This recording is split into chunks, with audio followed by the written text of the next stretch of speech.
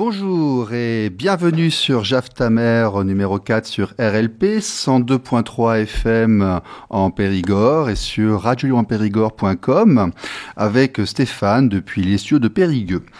Aujourd'hui, nous allons parler du mouvement à venir de la semaine du 16 janvier devant les préfectures. Nous aurons 3 intervenants avec nous. Nous aurons Toumani Nimaga de Castres, nous aurons Sébastien Laporte de Poitiers et William Rapide de Mulhouse. Alors, que se passe-t-il le 16 janvier ? Le 16 janvier, nous nous adressons aux préfectures et aux services de l'État. Nous leur demandons de respecter l'égalité parentale et les lois existantes dans le cadre de leurs interventions, en les sensibilisant sur les thèmes suivants basés autour des demandes de la cessation de discrimination de genre dans le cas des conflits familiaux. Par exemple, nous demandons que le changement d'adresse de résidence d'un enfant nécessite l'accord des 2 parents. Nous demandons que les documents importants concernant les enfants soient envoyés aux 2 titulaires d'autorité parentale. Nous demandons surtout que les forces de l'ordre prennent les plaintes pour non-représentation d'enfants, pour enlèvement parental, pour non-notification de domicile, pour abandon de domicile conjugal, et qu'elles les instruisent, et ce sans afficher la moindre préférence pour l'un des 2 types de parents. C'est extrêmement important. Nous avons des cas où les gens vont au commissariat ou à la gendarmerie pour dire qu'ils n'ont pas eu leurs enfants le week-end ou durant les vacances et tout le monde s'en moque. On ne prend même pas leurs plaintes, ce qui fausse ces statistiques et qui empêche ensuite des instructions. Donc nous demandons au préfet d'envoyer une note de service à toutes les gendarmeries et tous les commissariats du département.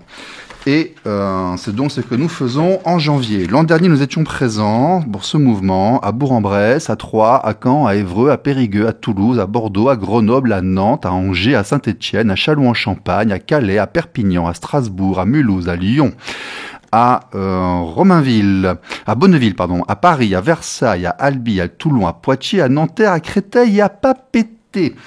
Nous espérons que ce mouvement se perpétue. Malheureusement, tant que ce sera nécessaire, je rappelle que le jour où l'égalité homme-femme sera respectée par la justice, les services de l'État et les services sociaux, nous rentrerons tous chez nous car nous avons tous autre chose à faire.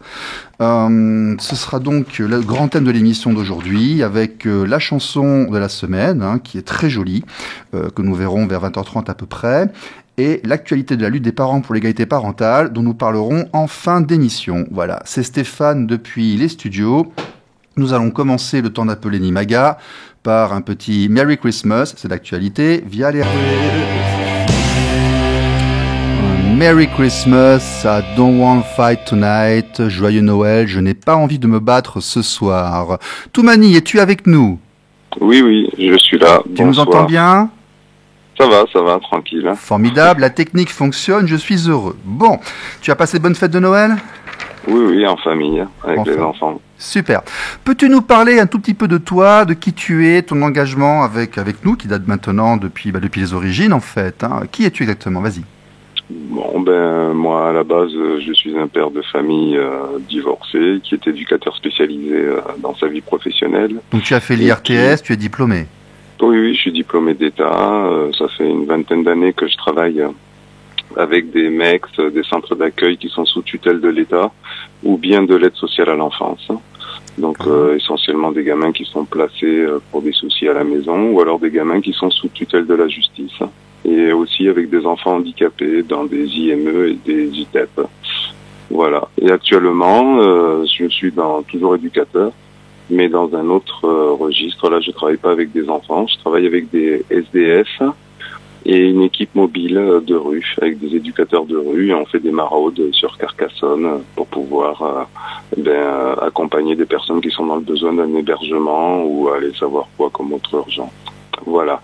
Et sur mon temps libre, je suis bénévole pour l'association SOS Papa, et notamment pour l'Occitanie. Voilà, donc je tiens une permanence téléphonique et je réponds souvent à des questions qui sont liées à des interrogations ou du vécu. Il y a des papas, des fois des mamans, ou des grands-parents, ou des compagnes d'amis de papa qui m'appellent pour avoir des conseils, parfois juridiques, ou parfois tout simplement du droit commun, pour pouvoir, lors d'une séparation compliquée, pouvoir maintenir le lien avec leurs enfants. Voilà. Tu es aussi, s'il me semble, organisateur pour Équité Parentale depuis le 16 mai 2018. Aussi, entre autres, mais tout ça c'est toujours dans le cadre de mon investissement bénévole dans le milieu associatif. Tu as notamment été cité les sujets concernant les séparations compliquées, les enfants séparés, de parents qui veulent assumer leur rôle, notamment. Voilà. Donc, notamment, l'année dernière, parce qu'avec Équité Parentale, nous avions déjà travaillé ensemble. Je pense que c'est là qu'on a pris contact sérieusement pour la première fois, puisqu'au niveau national, on avait organisé un événement devant des préfectures. Le 16 mai déjà, on avait fait les TGI le 16 mai 2018 et on avait fait les préfectures le 16 mai 2019. Tu as aussi été longuement cité dans le livre de Jacques Bompard, Le combat des pères. Pour ceux qui l'ont lu, donc c'est bien toi qu'on voit dans ce livre, qu'on entend, qu'on lit dans ce livre. Et vu que ce mouvement effectivement de janvier, cette opération de janvier se rapproche et s'avère encore nécessaire, j'aurais voulu profiter de ton expertise, de ton expérience d'éducateur spécialisé qui est intervenu quand même durant de nombreuses années à la fois pour les services de l'État mais également en libéral et qui s'est aussi investi dans l'accompagnement des parents parfois désemparés pour avoir accès à leurs enfants et au respect de leurs droits parentaux. Ce que tu avais pu constater, toi également, dans les différences de traitement hommes-femmes par rapport aux divers services de l'État. Oui, ça c'est malheureusement, c'est paradoxal parce que moi, pendant toutes mes années où j'ai pu travailler, par exemple, en audience avec des juges pour mineurs, ça se passait au tribunal pour enfants, donc je voyais pas trop ce qui se passait lors des audiences du JAF. Mais j'avais pas l'habitude de constater effectivement ce deux poids deux mesures, parce que là on était surtout dans le milieu qui concernait les enfants, est-ce qu'il fallait prolonger les mesures de placement ou pas. Voilà. Mais là, en tant que papa, lorsque je suis passé moi-même par un divorce assez compliqué, et dans l'accompagnement de parents aussi qui étaient confrontés à cette même, on va dire, institution judiciaire, il a fallu le constater, que la parole d'un homme ne vaut pratiquement rien. C'est-à-dire que la plupart des hommes je parle pas des... c'est marrant parce que dans le milieu associatif, quand on a des enfants qui sont placés, souvent c'est parce que c'est des enfants qui sont abandonnés par leurs parents, mais leurs deux parents.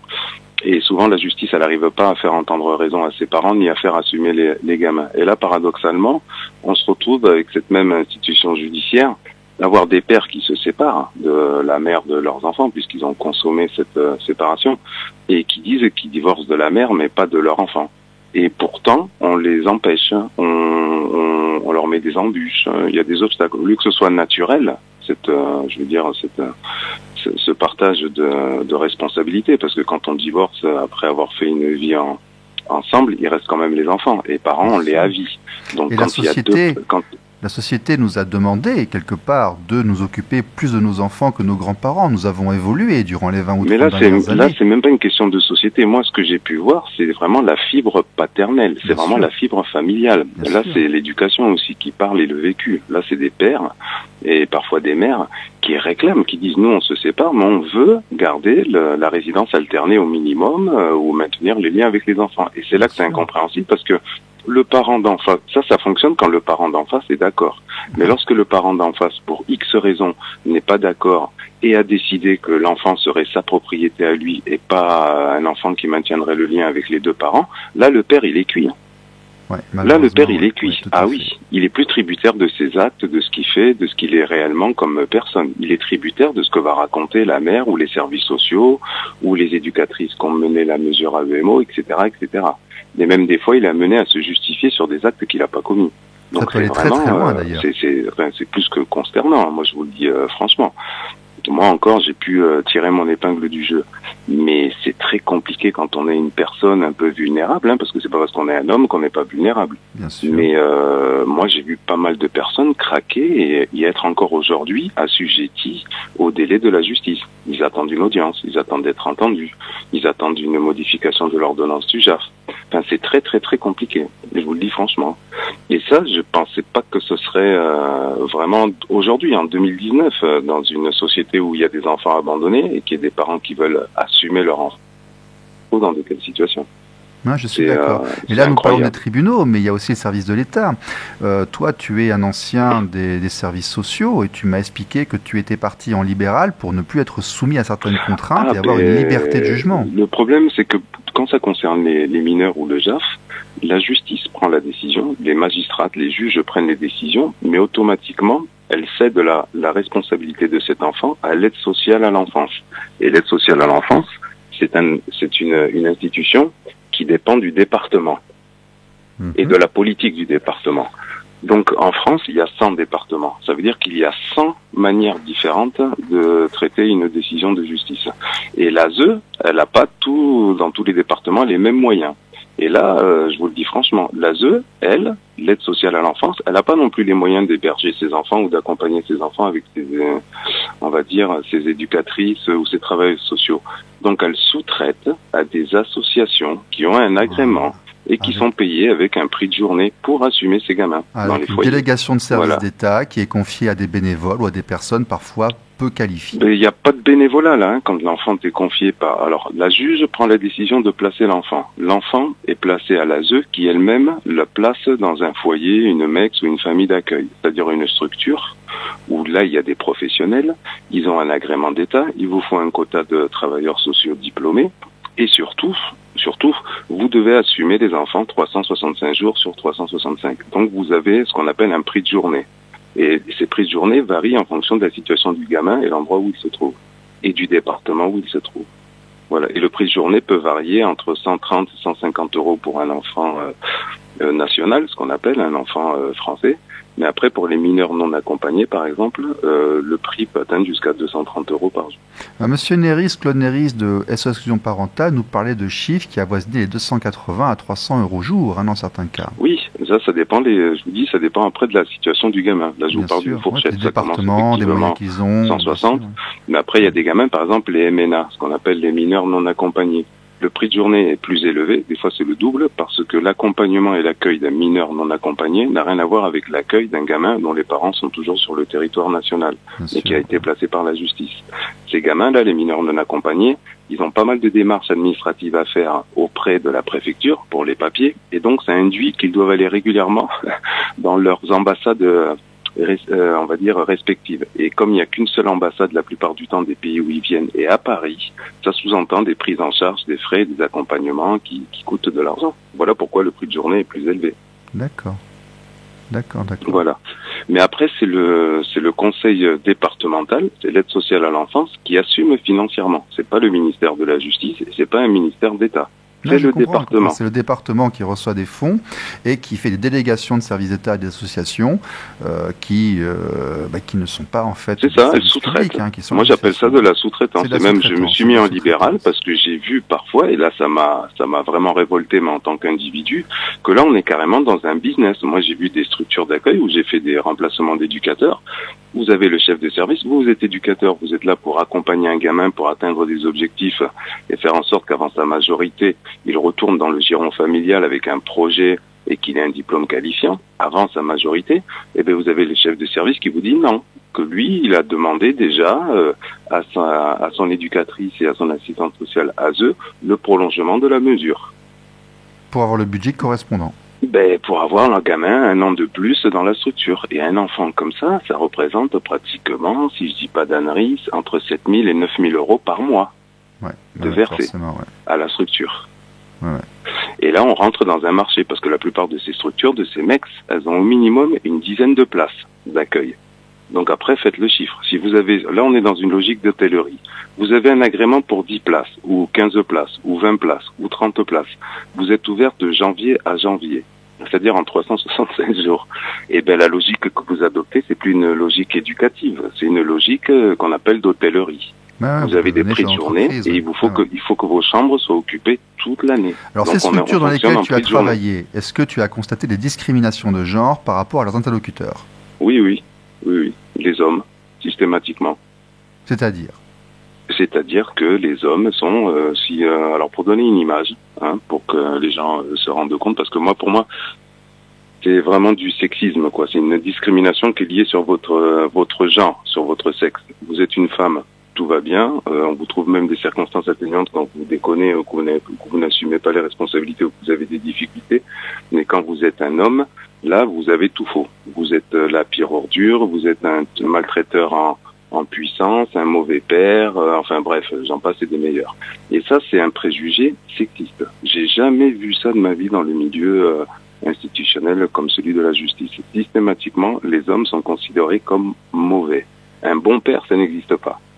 Un homme bon qui est capable d'assumer ses gamins de la moitié du temps, de s'entendre avec la mère pour... Non, ça n'existe pas, monsieur. C'est faux. Oui, le problème, c'est que tout penche après. Les expertises penchent, les rapports penchent. Ben là, j'allais faire un comparatif parce que moi, je suis métisse. Mon papa était africain et ma mère espagnole et blanche. Et là, j'ai vraiment l'impression, quand on est un père aujourd'hui qui a affaire à l'institution judiciaire et notamment celle des affaires familiales, je pense que vous allez ressentir au fond de vous ce que ressentaient des Noirs à l'époque où aux États-Unis vous aviez une sorte d'apartheid, où on mettait clairement dans les restaurants ou dans les hôtels ou dans les lieux publics les blancs d'un côté et les noirs de l'autre. Ah bon, on n'existe plus, c'est une grande machine à créer des familles monoparentales gérées par la mère et des pères exclus qui pleurent pour avoir accès à leurs enfants. Ben, l'enfant est devenu, moi c'est pour ça que je parle de traite infantile. Je parle plus, quand il s'agit de l'ASE, je parle pas d'accompagnement éducatif ni d'éducation. Je parle de traite infantile. Parce que l'ASE aussi considère que les enfants sont la propriété de la mère. Voilà, c'est tout. Si la mère a des difficultés à assumer ses gamins, on préfère les placer dans des foyers que de les donner à des grands-parents qui réclameraient d'éduquer leurs petits-enfants ou un père qui voudrait... Non, on préfère que les enfants, même en difficulté, approfondir soient ce qu'on placés. avait vu avec Claude il y a 2 semaines. Une très grande partie des placements français sont abusifs. Le Conseil d'État a parlé de 60% et quelques parce que plutôt que de rechercher une solution alternative, on place. Et comme tu viens de le dire, on ne va pas donner l'enfant au père, on va le placer.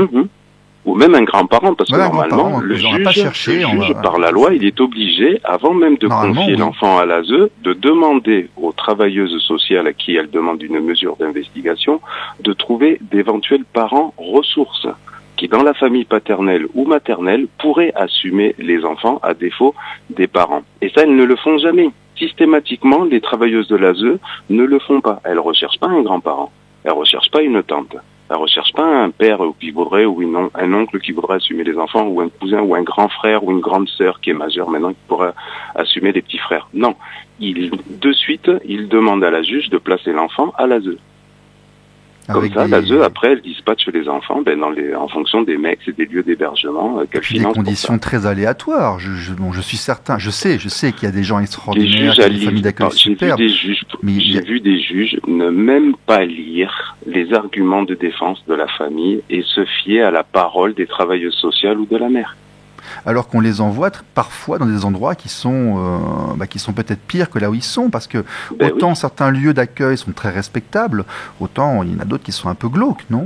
Écoutez, moi je parle de maltraitance institutionnelle, parce que la plupart de ces enfants, non seulement ils n'ont pas à la maison, chez leur père ou chez leur mère, ce qu'ils devraient attendre et qu'ils seraient en droit d'avoir, mais en plus la juge, elle leur dit, bon les enfants, puisque vous n'avez pas la chance d'avoir ce qu'il faut à la maison, comme parents, je vais vous placer dans un foyer ou dans une famille d'accueil, où là, vous aurez ce que vous n'avez pas à la maison.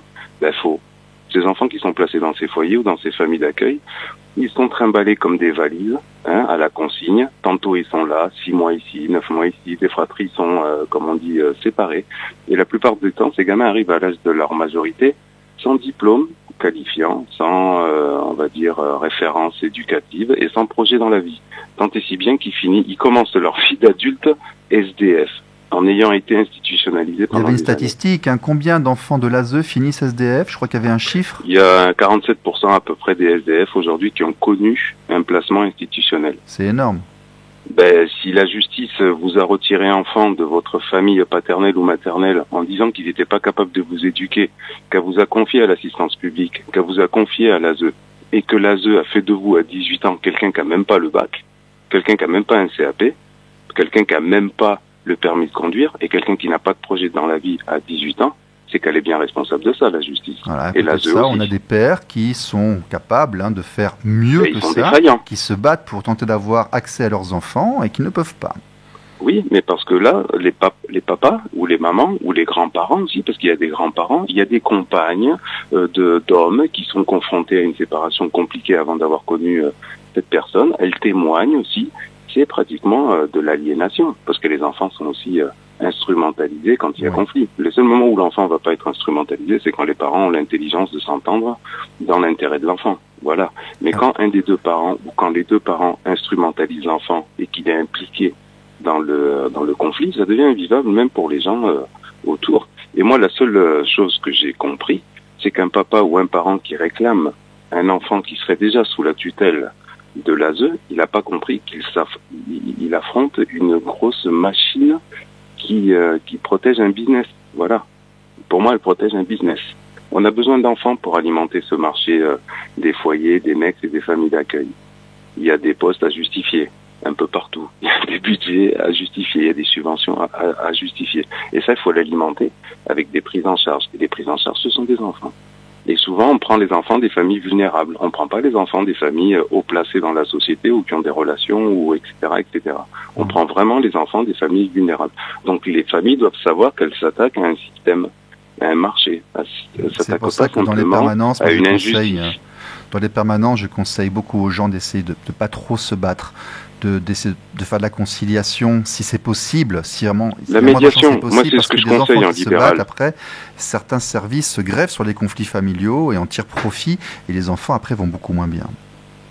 C'est pour ça que moi j'essaye maintenant dans le libéral, parce que quand vous travaillez, quand vous êtes en contrat, par exemple CDD ou même en CDI pour une association qui vous demande de faire un travail d'éducateur spécialisé, votre travail, votre mission, c'est d'accompagner le gamin au quotidien, dans ce que devrait faire la famille normalement.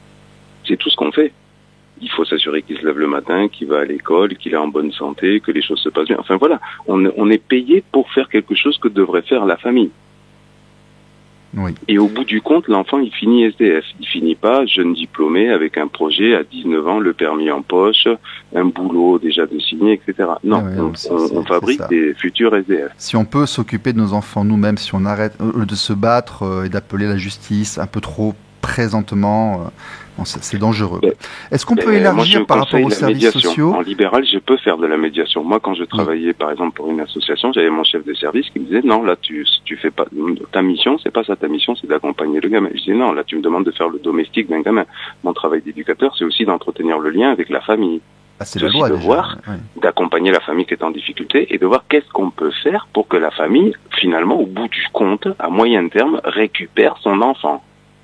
Donc moi, c'est ça. Et tu peux pas le faire quand tu es assujetti à un contrat. Donc moi, ce que je fais maintenant dans le cadre libéral, c'est contacter les deux parties, celle du père et celle de la mère, et d'essayer justement de leur faire part de mon expérience dans ces foyers, et toute la part négative, de leur supplier de s'entendre. Je veux dire, quand on a conçu l'enfant, quand vous avez conçu l'enfant, vous n'êtes pas allé voir ni des juges ni des avocats pour faire les enfants, non ? Vous les avez fait seuls dans votre coin.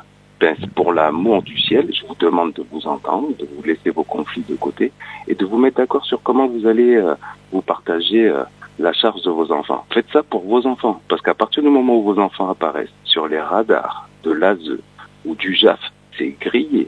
Moi, c'est tout ce que je peux vous dire. C'est dangereux. Donc voilà ce que je fais aujourd'hui, de la médiation, parce que la solution, elle est là. C'est les deux parents qui doivent s'entendre. Et quand les deux parents s'entendent, l'ASE et la justice n'ont plus voix au chapitre. Nous sommes sur la même ligne. Est-ce qu'on pourrait élargir aux forces de l'ordre, dans ton engagement personnel et associatif, est-ce que tu as constaté, parce que les gens ne me croient pas forcément lorsque je le dis, d'être confronté, une différence dans les prises de plainte suivant les types de parents ? Oui, il y a une différence, mais bon, là je pense que c'est parce que les policiers et les gendarmes agissent sur injonction des magistrats. Ils agissent pas tellement en fonction d'eux-mêmes, mais ils ont déjà beaucoup sont victimes aussi. Beaucoup de policiers et de militaires sont victimes. Aussi, moi j'oublie pas que la cause de mortalité numéro 1 chez les fonctionnaires de police, c'est le suicide avec leur arme de service, non ? Donc ça doit être lié à quelque chose. Je pense pas que ce soit parce qu'il y a beaucoup de voleurs ou de terroristes. Je pense que c'est plutôt lié à des problèmes familiaux ou personnels. Aussi, je pense qu'on n'en parle pas assez. Voilà. Ça c'est clair. Mais bon, j'ai pas l'impression que le propre ministre s'en préoccupe de ça. Ah non, mais après, c'est pas les gens qui sont actuellement au pouvoir qui font que ce soit pour nous. Hein. Je les vois pas. Moi j'ai vu des gendarmes, j'ai vu des policiers, et tu comprends bien, c'est des hommes eux aussi. Ils se mettent parfois à la place des gens à qui on leur a demandé de les convoquer, de les mettre en garde à vue. Mais bon, ils font leur boulot, c'est tout. Ils te relèvent tes empreintes, ils te prennent les photos, ils te posent des questions par rapport à ce qui t'a amené là, des fausses plaintes souvent. On t'accuse de maltraitance, de viol sur tes enfants ou je ne sais quoi. Bon, ben, ils font leur boulot. Ils sont sur injonction du juge. Ils font ce que le juge leur demande. Et la plupart des juges et des magistrats sont des femmes. À 90%, c'est un Dans le familial, oui. Ah ben oui. Eh ben oui. Donc eux, ils sont un peu... Enfin, c'est pas qu'ils sont gênés, mais ils font leur boulot. Voilà. C'est pas les policiers ni les gendarmes qui peuvent discuter ou se mettre en grève ou ne pas être d'accord avec une injonction qui leur vient dessus. Ils sont obligés de faire ce qu'on leur demande. On leur dit convoquez ce gars, posez-lui les questions, mettez-le en garde à vue et faites-moi passer les éléments. Voilà. Alors toi, tu penses que lorsque quelqu'un vient nous voir en permanence en disant « telle gendarmerie, ils ont refusé de prendre ma plainte pour non-présentation d'enfants », tu penses que c'est une injonction qu'ils ont reçue de ne pas la prendre ? C'est des injonctions du parquet qui disent moi j'ai vu, il y a des pères qui ont déposé plainte pour diffamation après avoir été accusés, voilà, de faute, enfin de dépôt de plainte, ils ont été en garde à vue, ça a été classé sans suite, les accusations de maltraitance, de violence, ils ont voulu porter plainte pour diffamation, dénonciation calomnieuse, ça a été classé sans suite.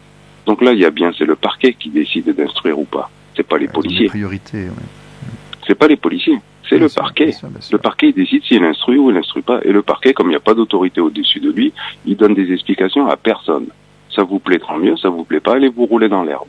Voilà. Oui, non, mais parfois c'est un peu flagrant. Je veux dire, j'en ai un qui est venu à la permanence, qui vient souvent. Il a eu 8 NRE. Il a beaucoup de mal à prendre ses plaintes. Il y en a un autre qui est venu. Il a ramené ses enfants 2 heures en retard. Il a fini au commissariat. Hein. Ben oui, mais s'il a fini au commissariat, c'est parce qu'on a demandé au commissariat, depuis le parquet, d'aller récupérer ce gars-là. Sinon, ils vont pas d'eux-mêmes le chercher. Au commissariat et à la gendarmerie, ils ont tellement de choses à traiter. Je pense pas que c'est pas eux qui décident d'aller arrêter quelqu'un et de le mettre en garde à vue. Ils vont le faire parce que le parquet leur a clairement indiqué, cette personne-là, vous me la mettez en garde à vue. Voilà. Donc toi, en tant que professionnel diplômé avec une vingtaine d'années d'expérience, tu as constaté que les institutions françaises, qu'elles soient associatives avec délégation ou vraiment institutionnelles, ne respectaient pas l'article 1 de la Constitution qui instaure l'égalité homme-femme par rapport à la loi, l'égalité de tous devant la loi, ainsi que le CIDE, Convention internationale de l'enfant que notre pays a signé. Tu as constaté, toi, que ces choses-là n'étaient pas appliquées, n'étaient pas respectées. Mais c'est ce que j'allais dire. S'ils ne respectaient pas que ça, encore on rigolerait, mais ils ne respectent pas que ça. Ils ne respectent pas la Convention des droits de l'homme non plus de la Cour européenne. Et surtout, il y a une loi en France qui a été votée en 2002 sur la résidence alternée et qui, en théorie, oblige tous les magistrats qui sont du JAF, qui sont confrontés à une séparation, même conflictuelle, de proposer en première option la résidence alternée. Il y a marqué appréciation et donc l'habitude a pris le reste. Oui, c'est la loi alors je sais plus, c'est de mars 2002. Ah oui. Et donc cette loi, elle a déjà été votée. Elle est déjà, c'est un outil qui existe. Ils n'ont pas été informés, je crois.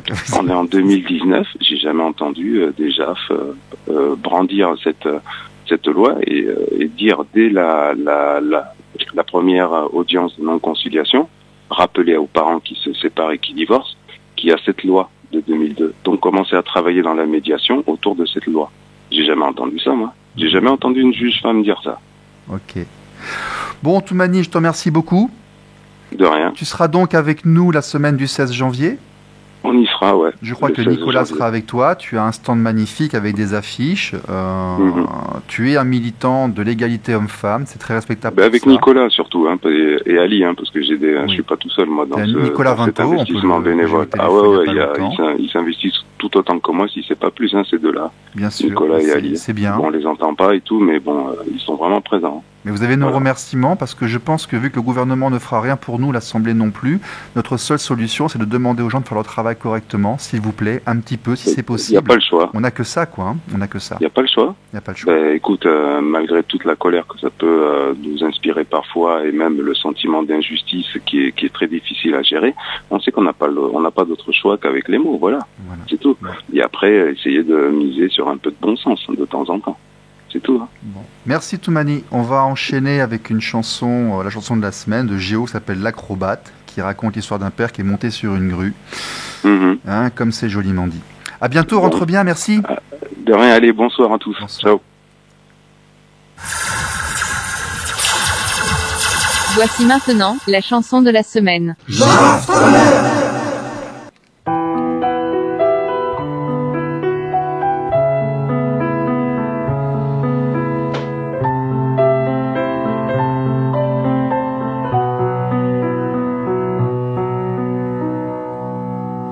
J'ai planté ma tente au sommet d'une grue, m'en suis fait une chambre avec vue. Un bout de cerf-volant, un drapeau qu'on érige. Le plus fou là-dedans, c'est que j'avais le vertige. On y voit l'horizon jusqu'au port autonome. On flotte comme un ballon, si tu voyais ma môme. Ouais, Seb. J'ai planté ma tente au sommet d'une grue. Tu ne quittes pas. Tagué sur la charpente. 3 minutes 20 de musique ici. Salle des papas perdus. De clown ridicule dans son petit chapiteau. Suis passé funambule. Contemplait les badauds. Spectacle au grand air sur ce cheval d'acier. T'aurais plu, mais ta mère n'aime pas les écuyers. Si les acrobates et les mères avaient tous les mêmes droits, je serais pas perché en haut de ce mât. On partirait camper sur terre. Je te chanterai plus Barbara. Dis quand reviendras-tu voir papa?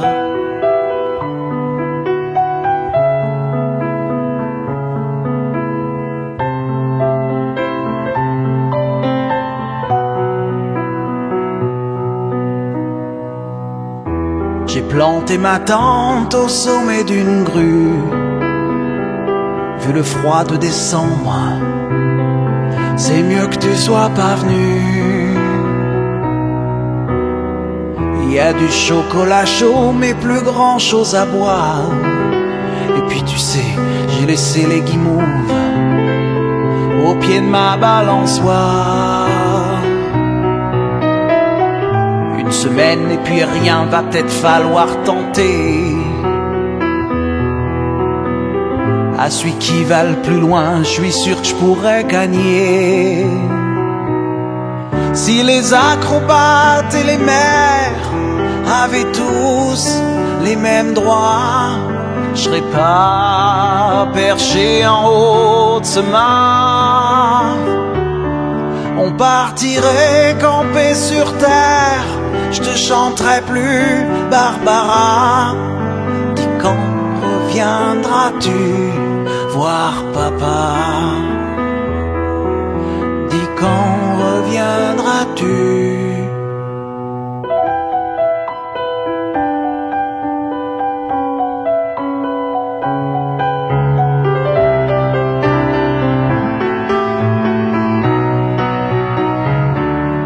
Si les acrobates et les mères avaient tous les mêmes droits, je serais pas perché en haut de ce mât.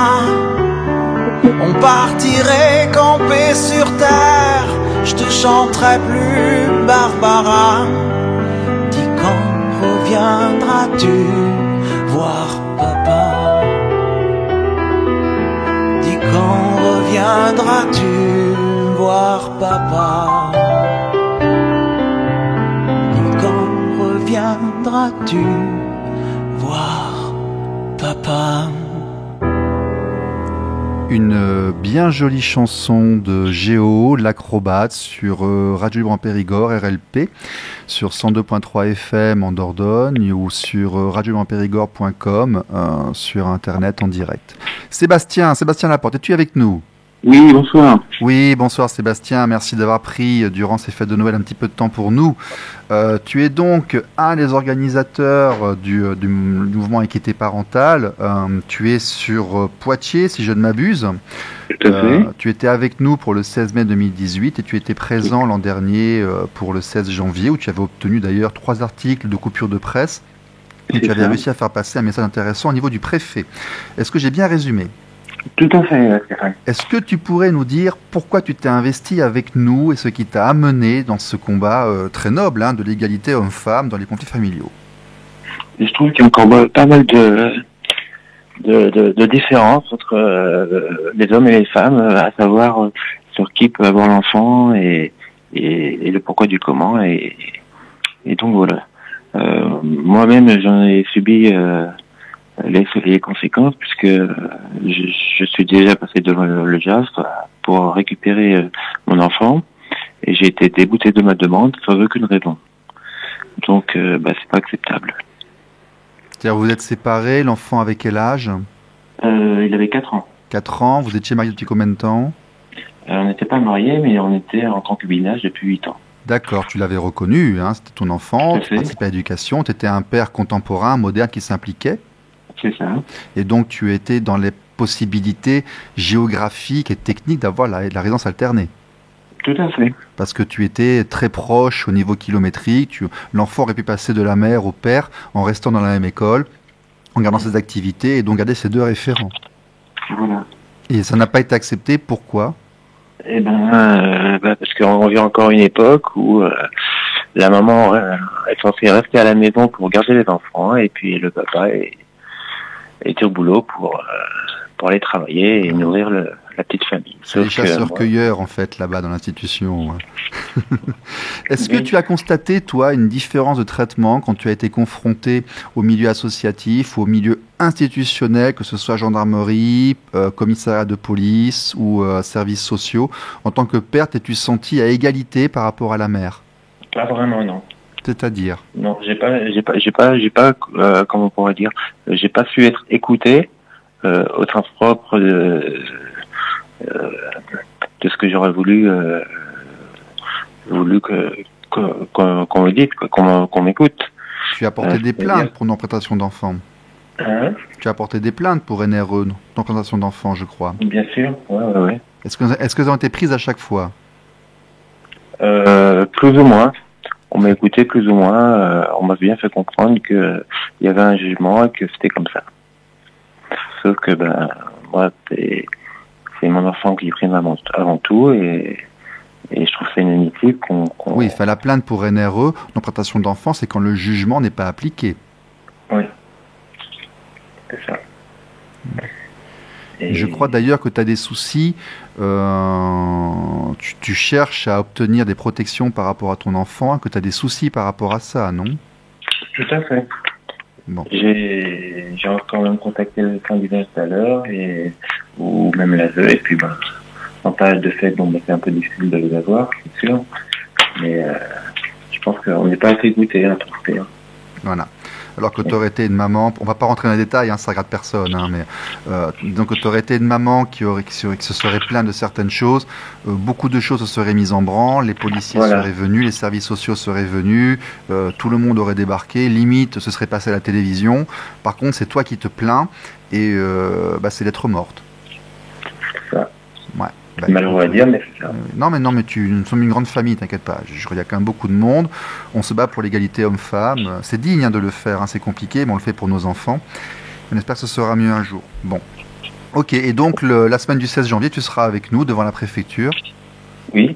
D'accord. Oui. Tu demanderas à te rencontrer par le préfet ou comment tu l'envisages? Bien sûr, tout à fait. D'accord. J'y compte bien. Okay. Faire écouter, on demande une équité parentale et et l'égalité homme-femme par les services de l'État, par les institutions, telles que définies par l'article 1 de la Constitution, qui dit que nous sommes tous égaux devant la loi. Et donc, hommes et femmes doivent être traités de la même manière par les institutions sociales, administratives, la CAF, la sécurité sociale. D'ailleurs, un jour, on fera une émission sur ce problème de demi-part fiscale qui fait que quand on a une résidence alternée, on n'arrive pas à avoir la moitié des allocations. C'est encore c'est autre chose, ça. Bon. Sébastien, merci beaucoup. Et de rien. Merci d'avoir pris un peu de temps pour nous. Et puis, écoute, je crois que tu es en famille ce soir. Profitez-en. Merci beaucoup. Et puis, à très bientôt. Merci. Merci à vous. Merci. Bonsoir. À bientôt, Stéphane. Bientôt. Au revoir. Ok, donc c'était Sébastien qui est avec nous depuis le 16 mai. Alors, même un petit peu avant, qui a fait un très bon truc. Alors, je vais appeler William de Mulhouse. Je voudrais vraiment pouvoir discuter avec William parce que c'est quelqu'un d'intéressant qui a beaucoup de choses à dire. Donc le numéro se fait. Voilà, on va appeler William. Alors, on parlait à une époque des violences effectuées, parfois reçues par les hommes. Ça va être plus ou moins... Alors attends, ça sonne, bip, bip, bip, bip, bip. William, s'il te plaît, ne me fais pas faux bon. Alors, oui, attends, bouge pas. Je te mets en ligne, je te mets là. William, es-tu avec nous? Est-ce que tu nous entends, William? Allô? Ouais, allô? Allô, William de Mulhouse. Ok. Je t'appelle William, ça va, c'est bon? Ouais, y a pas de problème. Tu peux m'appeler par mon prénom, ouais. Je t'appelle William, super. Écoute, merci d'être avec nous, là, dans cette période de fête. On va passer à peu près 10 minutes ensemble. Est-ce que tu as entendu ce qu'ont dit les autres avant toi? Non, parce que j'étais en voiture, donc du coup, je viens juste de me garer. C'est gentil. Du coup, je viens juste de décrocher, en fait. Bon, alors on a beaucoup parlé de l'inéquité homme-femme par rapport aux institutions, aux prises de plainte, aux problèmes des services de l'État. Le fait qu'on est un peu discriminé, nous, en tant que père, par rapport à la parole de la mère sur nos enfants. Je voulais savoir, toi, ce qui a fait que tu es venu avec nous depuis donc maintenant un certain temps, hein, depuis mai 2018. Quelles sont tes motivations dans ce combat très noble, très légitime de l'égalité homme-femme dans la famille? D'accord. Allô? Alors, attends 2 secondes. Oui. Attends 2 secondes, s'il te plaît. J'ai juste un petit souci, parce que je suis sur mon... Attends, bouge pas. Hein. Nous sommes en direct sur 102.3 FM.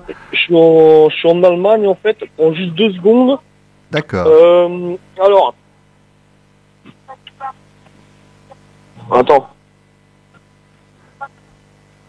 Ok, tu m'entends? Je t'entends. Ok, parce que en fait, je suis en Allemagne, du coup, je suis passé sur Deutsche Telekom, ça a coupé un peu. Donc tu me disais, voilà, pourquoi nous on est mal représentés. Toi, qu'est-ce qui t'a amené à venir dans ce combat avec nous? Voilà. Donc ce soir, tu voulais qu'on parle un peu plus des non-représentations d'enfants? Je voulais qu'on parle des... comment dirais-je? Tu peux nous dire, toi, pourquoi tu es avec nous et qu'est-ce qui fait que tu es sensibilisé dans ce problème? Est-ce que tu t'es senti discriminé en tant que père? Moi, tout simplement, je me suis senti discriminé parce que... je vais te donner un exemple. Mon ex-femme m'a accusé de l'avoir menacé oralement, hein, bien sûr, sans jamais présenter de preuves. Et ça a été à moi de prouver que c'était faux. Donc la juge a ordonné une expertise de psy parce que mon ex-femme a dit que je l'avais menacé, alors que t'es bien conscient que j'ai menacé personne. Et bon, l'expertise est revenue bien, hein, et donc j'ai dit à la juge, mais vous trouvez normal en fait de croire les gens sur parole? Et elle m'a dit oui, mais qu'est-ce qui me dit qu'elle ment? Mais je lui ai répondu simplement qu'il n'y a pas de preuve. Puisqu'en loi française, là, c'est la preuve qui fait tout. Donc tu vois, ça c'est une discrimination parce que tu es censé, en fait, toi, prouver que tu n'as rien fait. Oui, de la manière qu'il faut prouver que nous sommes des bons pères. Il faut que l'on prouve que l'on aime nos enfants, il faut que l'on prouve que l'on peut s'en occuper, c'est tout le temps comme ça. Ouais. Je vais te dire, cette même juge, donc à Mulhouse, elle a eu une réunion avec les gens de SOS Papa 68, donc l'association des pères sur Mulhouse, là. Et elle leur a dit, quand le dossier est bon, je suis susceptible. Quand le père montre un bon dossier, je suis susceptible de donner la garde alternée. Donc en fait, faut que ce soit au père de montrer un bon dossier. Donc en gros, ce qu'elle dit, elle le dit clairement, quoi. C'est que la mère, elle n'a pas besoin de montrer. La mère, elle, c'est d'office, et c'est à toi, le père, de démontrer que t'es un bon père, que t'es en capacité de t'occuper de ton fils, etc. Parce que sinon, ben, t'es pas un mec bien, quoi, en gros. En gros, si on veut arracher l'enfant à la mère en donnant un peu plus de droit au père, il faut que toi, tu sois en mesure de tout prouver. Et que la mère soit d'accord, parce que si la mère elle te dit oui, mais s'il y a des conflits, je préfère pas la garde alternée, alors qu'il y a des femmes qui justement font exprès de faire des conflits, de créer des histoires, comme mon ex-femme qui a dit que je l'avais menacée alors que c'est faux, tout simplement parce que là, les juges disent il y a trop de conflits, je mets pas la garde alternée. Alors ça, les tribunaux, tout ça, les tribunaux, on fera ça en mai, comme chaque année. Là, pour l'instant, on va surtout essayer de s'occuper, de demander de faire leur travail correctement au service de l'État, à tout ce qui est associatif, comme a dit Toumani tout à l'heure, qui se font des délégations de services d'État, parce que l'État se désengage, donc on fait appel à l'association, des lois de 1901 qui vont s'occuper de nos soucis, et on va aussi être confronté aux forces de l'ordre. Toi, est-ce que tu as constaté également, face aux services éducatifs et aux services de police et de gendarmerie, une discrimination à ton égard? Alors, nous, on en avait parlé tous les deux. Moi, à une époque, j'ai déposé 14 plaintes pour non-présentation d'enfants. Alors, les non-présentations d'enfants, pas compliqué, hein. La mère, elle sortait par exemple l'enfant de l'école à 15h, moi je rêvais à 16h30 pour le récupérer, le prof me disait elle l'a déjà pris, ce genre de choses. C'est-à-dire que par jugement, tu étais censé avoir ton enfant à tel jour, telle heure, et tu ne l'avais pas parce que la mère décidait de ne pas respecter le jugement. Voilà. Après, j'allais sonner chez elle, alors elle fermait les volets, je voyais la lumière à travers les volets, donc elle était chez elle, et j'appelais la police, qui normalement, réglementairement et légalement doivent venir constater, oui. Et ils refusaient de le faire. Et ils doivent aussi faire appliquer le jugement, c'est leur travail. Voilà. Donc après, j'allais poser plainte pour non-présentation d'enfants, et mes 14 plaintes, elles ont été classées. Parce que c'est pas grave, parce que... et pendant ce temps-là, le plus grave pendant ce temps-là, c'est que la mère faisait croire à l'enfant que je venais pas le chercher. Ouais. Donc je vais te donner un exemple. Pour pallier à ce problème-là, je suis allé à l'école un jour où c'était pas mon jour. Donc mon fils est sorti de l'école à 16h30, donc ça devait être un jeudi, tu vois. Et donc il me saute dans les bras et il me dit « Pourquoi tu viens pas me chercher ?» Donc là, il y avait pas mon ex-femme, mais il y avait sa mère, la grand-mère là, et qui dit « Ah, mon fils, c'est parce qu'il vient pas te chercher. » Et moi je lui dis « Mais non, mon fils, c'est parce que ta mère, elle te cache. Je viens, moi, te chercher. Sache que papa, il vient te chercher. » Et le lendemain, j'étais convoqué au commissariat parce que mon ex-belle-mère, hein, elle a dit que je l'avais menacé et agressé à la sortie de l'école devant 100 personnes, tu vois. Ouais, je vois. Malheureusement, ce que tu me dis a dans mes oreilles un écho habituel. Ok, donc tu seras avec nous mi-janvier. Ouais. Pour sensibiliser un peu le préfet. Alors, sans tout dévoiler, je dis que tu es quelqu'un qui tient la route quand même, qui travaille dans un environnement sensibilisé. Tu as droit d'ailleurs à un suivi. Ces services sensibilisés disent que tu es totalement cohérent, que tu tiens la route, que tu n'as pas de dysfonctionnement. Et donc, quand on compare ce qui se passe avec ces analyses-là avec celles de l'environnement social et familial, eh ben, il y a une divergence. Très clairement, tu es beaucoup plus sali dans l'environnement familial quand tu demandes d'avoir accès à ton enfant que lorsque le même type d'expert, dans le cadre de ton travail, te juge parfaitement sain, tenant la route et pouvant avoir de grandes responsabilités. J'ai bien résumé ? Oui, ouais, tout à fait. Ben après, bon. tu peux même en dévoiler un petit peu plus. Hein, non, mais c'est bon, ça va être bon. Okay. Ce qu'il faut savoir, tout simplement, c'est que je suis... Hein, on refera une émission avec toi parce que je crois qu'il y a un sujet qui est extrêmement tabou, dont toi, tu oses parler parfois, c'est celui des hommes qui ont subi des violences. On essaiera de faire quelque chose en février avec toi, d'accord ? D'accord. Bon. Après, je voulais juste finir sur un truc, c'est que tu vois, justement, je disais, les non-représentations d'enfants, effectivement, c'est dur pour le parent qui vient chercher son enfant, qui a prévu un week-end, qui a prévu des choses, et qui se retrouve le bec dans l'eau parce que la partie adverse, parce que moi je dis la partie adverse, hein, parce que on en est là, égoïste, mais le plus grave, c'est que les enfants, eux, à 7 ans, 8 ans, 9 ans, ne comprennent pas et pensent que leurs parents ne veulent pas s'occuper d'eux. Et ça, pour un enfant, c'est il faut garder les preuves. Lorsque le courrier n'est pas donné, il faut en garder un double. Parce que l'enfant, un jour, sera grand, viendra, il faut garder les preuves comme quoi c'est l'autre qui a empêché de voir et on peut espérer qu'un retournement se fera. Mais il faut garder les éléments en disant que nous avons fait notre part, nous avons essayé. Eh ben, écoute, justement, je finis là-dessus si tu veux bien. Ouais. Mon ex-femme, justement, dans cette fameuse guerre qu'elle a enclenchée, parce que moi j'ai rien fait, hein, a fait consulter mon enfant au centre médico-psychologique à Mulhouse. Alors, sur conseil des gendarmes, c'est marqué en première page, elle vient sur conseil des gendarmes, parce qu'elle a essayé d'en faire une arme contre moi. Et à cette période où j'ai présenté 14 plaintes pour non-présentation d'enfant, l'enfant, justement, se plaignait auprès du psychologue de ne pas avoir de nouvelles de son père. Et très récemment, parce que maintenant mon fils a 14 ans, on en a discuté, je lui ai montré les plaintes officielles, parce que j'ai gardé les traces, je lui ai montré son dossier médical où c'est marqué qu'il se plaignait, et la première chose qu'il m'a dit, c'est « fais-moi des photocopies, on va s'expliquer avec ma mère ». Ouais, mais il est un peu jeune, 4 ans, il faut le protéger encore. C'est peut-être un peu plus tard. C'est pour ça que je lui ai pas donné, et ça je l'ai fait devant un psychologue quand je lui ai montré, parce que je voulais que ça soit bien cadré. Non, malheureusement, il faut pas impliquer les enfants quand ils sont encore en construction. C'est désastreux, on leur fait beaucoup de mal, c'est malheureux, mais bon. William, on se reparle bientôt ? Pas de problème. Merci d'avoir pris un peu de temps pour toi, et un excellent réveillon de fin d'année, d'accord ? Bah écoute, j'espère que mon témoignage il sensibilisera, et s'il y a des gens qui travaillent dans ce genre de service qui entendent ça, peut-être que ça leur donne aussi un autre point de vue, quoi. Ah, mais on va aller les voir, et ça c'est sur internet, et toutes les 2 semaines on est là, on enregistre et puis on tape sur l'enclume. Il y a des lois et il faut que les gens fassent leur travail, s'il vous plaît, messieurs dames. À bientôt William, merci. À bientôt, je te remercie, à bientôt à toi. Hein. Il y a une chanson de bonne humeur, on va dire, d'humeur qui mériterait d'être. Voilà.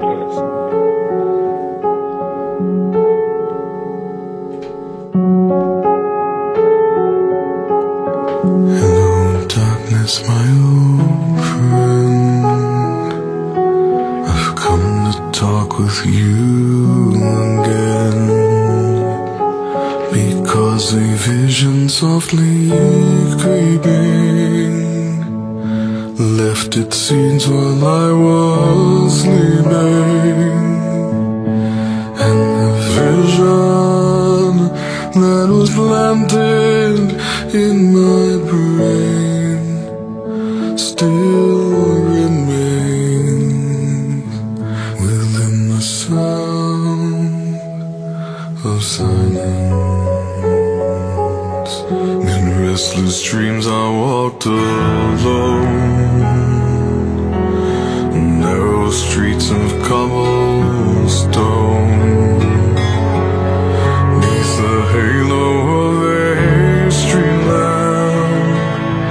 I turned my collar to the cold and damp, when my eyes were stabbed by the flash of a neon light that split the night and touched the sound of silence. And in the naked light I saw 10,000 people, maybe more,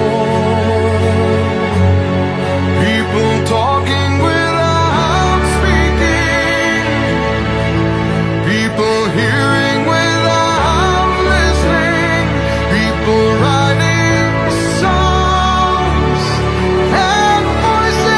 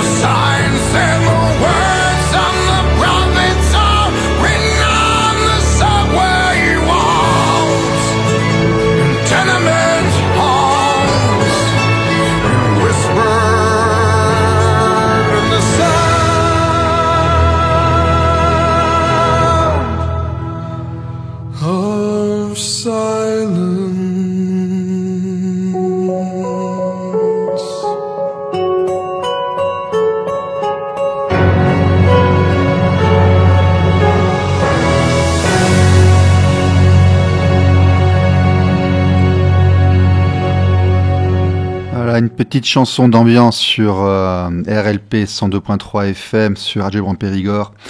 Une chanson d'ambiance parce que ça me met dans des états, ces histoires pareilles, c'est toujours la même chose. Dans toutes les permanences, ce sont les mêmes histoires. Dans tous les témoignages, ce sont les mêmes histoires. C'est insupportable. Nous sommes en 2019, au 21e siècle, et c'est encore le même cinéma tout le temps. Alors, le 16 janvier, la semaine du 16 janvier, nous allons devant les préfectures pour demander aux préfets d'envoyer une note de service aux forces de l'ordre pour leur dire de prendre les plaintes de tout le monde parce que c'est la loi. Et aussi de leur dire que certaines associations ne font pas leur travail de manière équitable dans le respect de l'article 1 de la Constitution et dans le respect de la CIDE et des droits de l'homme. C'est important, nous comptons sur vous. Pour finir, au niveau actualité, le bureau d'SOS Papa a été renouvelé la semaine dernière. Comme d'habitude, c'est un petit fiasco. Les gens convoqués à l'AG ont été prévenus. On a prévenu certaines personnes qu'il fallait aller à l'AG. Les pouvoirs qu'on avait apportés n'ont pas été acceptés parce que les listes avaient été entérinées 2 ou 3 semaines avant l'AG. Donc, les personnes qui actuellement gèrent l'association parlent encore d'un projet immobilier. Ça n'avancera pas, ça restera comme ça. On ne pourra pas travailler avec eux et il va falloir attendre encore plus tard pour pouvoir faire quoi que ce soit avec l'association nationale. C'est ainsi. La prochaine émission sera vendredi 10 janvier sur RLP, le vendredi 10 janvier de 20h à 21h. La prochaine permanence à Périgueux sera lundi 13 janvier, maison d'association, de 6h à 18h. Je vous souhaite à tous un bon réveillon. Si vous ne voyez pas vos enfants, que vous n'y avez pas accès, tentez de leur faire parvenir quelque chose. Gardez-en un double, une copie, une preuve pour leur montrer que vous l'avez fait.